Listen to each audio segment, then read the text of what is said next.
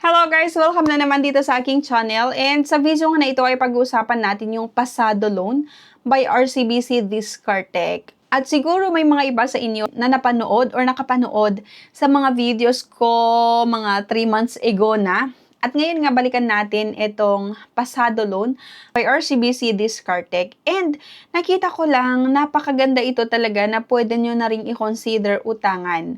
Kung naghahanap ka ng pwedeng mautangan online, mas maganda ito kumpara dun sa iba't ibang mga OLAS, yung mga loan apps na may 7 to 10 days na payment terms. Pag-usapan natin itong isa sa mga bagong loan products ng RCBC na available nga sa pamamagitan ng Discartec app at ito nga ay ang Pasado Loan. Diba? Marami na akong nakikitang nagtatanong like legit ba ito? Magkano yung pwedeng mahiram? Magkano nga ba yung interest? Paano mag-apply? Madali ba talaga ma-approve? Kailangan ba may RCBC account? At yan ang mga sasagutin natin sa video ngayon. Pero disclaimer muna tayo ha, bago tayo magsimula. Ang video na ito ay ginawa para sa educational at informational purposes only. Hindi rin ito financial advice. Hindi ako connected o empleyado ng RCBC o Discartec. Lahat ng impormasyon na ibabahagi ko ay based nga lang sa kanilang available na guidelines at official information sa oras nga ng paggawa ko ng video neto. By the way, ang approval ng loan ay depende pa rin sa evaluation ng RCBC. Kung ma-deny yung loan application ninyo, hindi ibig sabihin na may problema agad sa inyong credit score dahil maraming factors ang tinitignan talaga ng bangko.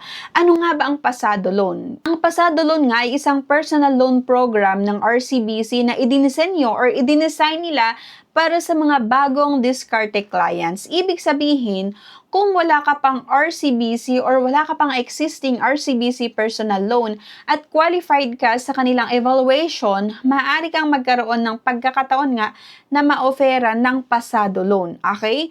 Ang maganda rito kasi ay online lahat nga ng application. Hindi mo kailangan pumunta agad sa branch nila para mag-apply. Pwede kang umutang nga gamit lang yung cellphone mo, di ba? Ito ay isa sa dahilan kung bakit maraming mga interesado, lalo na yung mga busy sa trabaho o malayo sa RCBC branches. At magkano nga ba yung pwede nating mautang dito? So, isa ito sa pinakaunang tanong ng karamihan. Magkano nga ba yung pwedeng mahiram, di ba? Ayon kasi sa RCBC, pwede kang maaprubahan ng 20,000 hanggang 500,000 pesos. Malaking range talaga ito kumpara sa mga online lending apps. At legit na legit din kasi talaga itong Pasado Loan nga ng RCBC.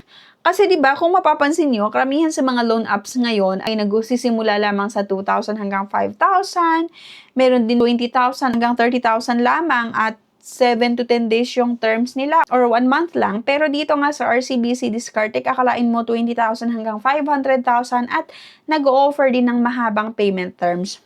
Ang approved loan amount ay nakadepende pa rin sa evaluation ng RCBC Discartec.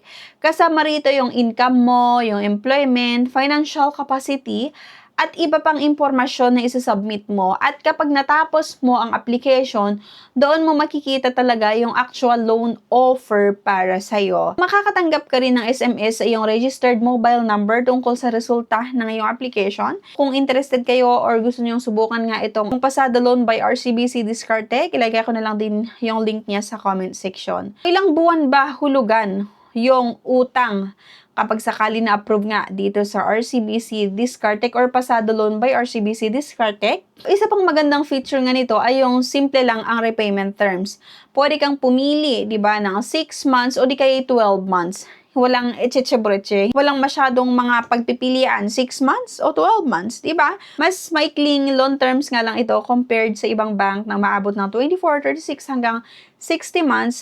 Pero kung gusto mong matapos agad ang loan mo, mas maganda talaga na option yung 6 months. Or kung gusto mo naman ng mas maliit na monthly payment, pwede mo ring piliin yung 12 months kung available na sa'yo. Ngayon nga, pag-usapan natin yung interest rate. Ito kasi ang isa sa pinakamahalagang bahagi ng kahit anong klaseng loan, di ba? Kahit anong bangko na nagpapautang. Ayon sa RCBC, ang monthly interest rate ay nasa pagitan ng 1.58% hanggang 2.83% kada buwan.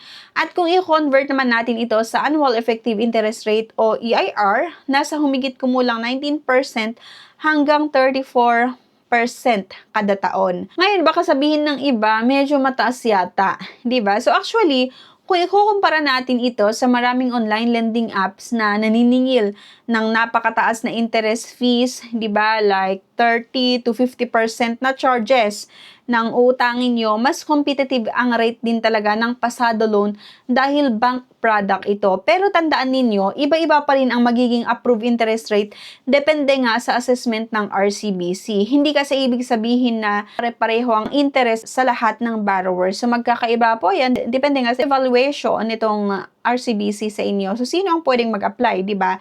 Hindi rin lahat ay qualified dito, mga kabeshis. Ito yung mga basic qualifications. Kailangan Filipino citizen, employed o self-employed. Yung edad po ay 21 hanggang 65 years old upon loan maturity at hindi pa existing RCBC personal loan borrower. Kung meron kang home loan o auto loan sa RCBC at maganda yung payment history mo, maaari ka pa rin maging eligible dito. Pero kung meron ka ng existing RCBC personal loan o salary loan, hindi ka qualified para sa pasado loan. Sa tingin ko, maganda itong option talaga para sa mga naghahanap ng mas mataas na loan amount kaysa sa typical na online loan apps, 'di ba? Isa rin itong magandang alternative para sa mga ayaw sa sobrang ikling repayment period ng ibang lending apps like 7 to 10 days nga, no? Pero syempre, tandaan natin, ang pag-utang ay responsibilidad. Paulit-ulit kong sinasabi yan, ha? Huwag tayong mangutang kung hindi naman talaga kailangan. At kung uutang man tayo, siguraduhin natin na kaya nating bayaran ang monthly amortization para maiwasan yung penalties at para mapanatili ang magandang credit standing. So, ayun lang mga kabeshi, share ko lang sa inyo at sana may natutunan kayo sa video na ito. And by the way, sa mga susunod na video, subukan ko na mag-apply. Ito nga sa pasado loan ng RCBC Discartec para ma-share ko na rin sa inyo. Sa video natin ngayon, ito pa lang yung part 1 para hindi ganun kahaba yung papanoorin nyo, no? Meron pa itong part 2, part 3, part 4, yung mga Q&As, yung mga FAQs, di ba? Na mga katanungan yon, hindi ko pa so sasagutin natin yan sa mga susunod na video. So subscribe na kayo, and kung naghahanap pa kayo ng ibang mga pwedeng mautangan online, sana i-check nyo yung mga preview sa vlog ko din kasi marami tayong na-share yung mga legit na pwedeng mautangan online, and syempre paano ma-approve yung loan application natin, yung mga tips na sinishare natin para magkaroon ng chance na ma-approvehan yung loan application nyo. So by the way, naging agent ako before ng ilang bangko para sa personal loan, pero hindi sa RCBC, hindi sa Security Bank. Merong bangko na naging qualified agent tayo, accredited agent, kaya sinishare ko din yung ibang mga ideas na alam ko na makakatulong sa inyo para magkaroon ng chance na maaprubahan nga ang inyong loan application. So yan lang, thank you for watching at see you nga sa aking next vlog. Bye!